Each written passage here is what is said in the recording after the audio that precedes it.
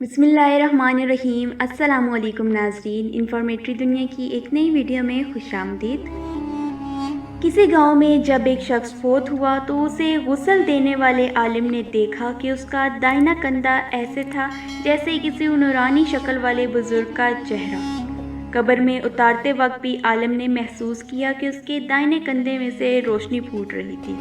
دفن کے بعد امام صاحب اس مردے کے گھر گئے اور گھر والوں کو ساری کیفیت بتا کر وجہ پوچھی تو ماں نے یہ واقعہ سنایا۔ میرا بیٹا جب کالج سے فارغ ہوا تو جلد ہی اسے ایک اچھی جگہ نوکری مل گئی اور ہمیں اس کی شادی کی فکر ستانے لگی۔ اچھی نوکری ہونے کی بدولت اس کے لیے اچھا رشتہ ملنا کوئی مشکل نہیں تھا، لیکن ہمارے پڑوس میں ایک لڑکی رہتی تھی جو دونوں پاؤں سے معذور تھی اور ہمیشہ ویل چیئر پر ہی بیٹھی رہتی اور بغیر سہارے کے کچھ نہ کر سکتی۔ میرے بیٹے نے کہا، امی مجھے اس لڑکی سے شادی کرنی ہے۔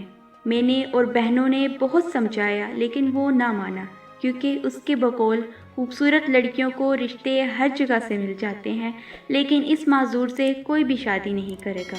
آخرکار ہمیں اپنے بیٹے کی بات ماننی پڑی اور اس کی شادی اس معذور لڑکی سے کرا دی۔ وہ ہر روز اپنا ناشتہ خود بنا کر اور اپنی بیوی کو کھلا کر آفس جاتا اور واپس آ کر بھی خود ہی سب کچھ کرتا۔ اپنی بیوی کو باتھ روم وغیرہ لے جانے کے لیے اسے اپنے داہنے کندھے کا سہارا دیتا اور اسی لیے اس کا دائنا کندھا چمک رہا ہے، کیونکہ اس نے اپنی زندگی کی آسائشیں اپنی معذور بیوی کے نام کر دی۔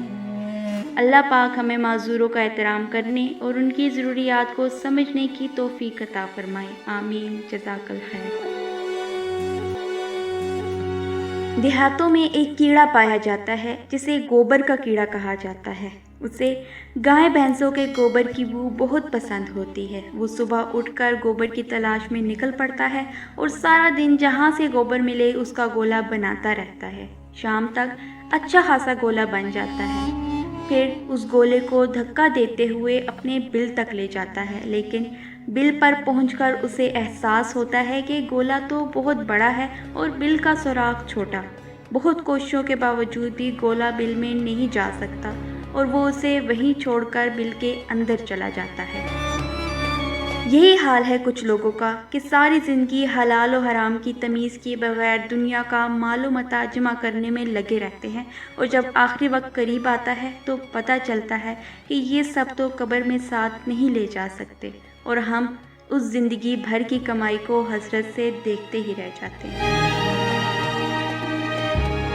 سب سے زیادہ جو چیز تمہیں حساب کے دن غمگین کرے گی وہ یہ ہے کہ بلا شبہ تم استطاعت ہی نہیں رکھتے ہوگے کہ تم اپنے والد یا ماں، یہاں تک کہ اپنے بیٹے یا بیوی کو بھی ایک نیکی دے سکو، باوجود اس کے کہ تم ان کے لیے شدید محبت رکھتے ہوگے، لیکن ان کے مد مقابل تم مجبور ہوگے کہ اپنی نیکیاں اس شخص کو دو جس سے تم دنیا میں سب سے زیادہ نفرت کرتے تھے۔